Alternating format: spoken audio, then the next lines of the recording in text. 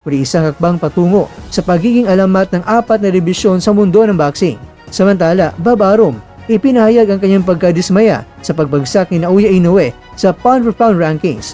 Isang nakakagulat na pahayag ang inilabas ng kilalang top-rank promoter na si Bob Arum matapos bumaba sa ikatong pwesto si Naoya Manso Inoue sa pinakabagong pound-for-pound ranking ng Ring Magazine sa kabila ng kahangahangang panalo ni Inoue laban kay Murodjon Akhmadalib ng Uzbekistan. Nalampasan pa rin siya ni Terence Crawford ng Estados Unidos na muling umakyat sa unang pwesto matapos ang kanyang makasaysayang panalo kontra yan kay Saul Canelo Alvarez ng Mexico, habang pumapangalawa naman si Alexander Usyk ng Ukraine.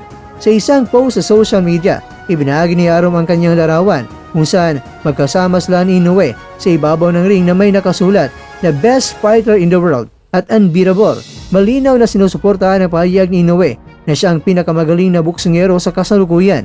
At ayon sa ulat ng Seconds Out, tiniyak ni Arum na para sa kanya, walang duda na si Inoue ang pinakamahusay sa mundo anuman ang timbang. Isang pahayag na tila patama sa desisyon ng Ring Magazine na ibinaba ang ranggo ng Japanese superstar.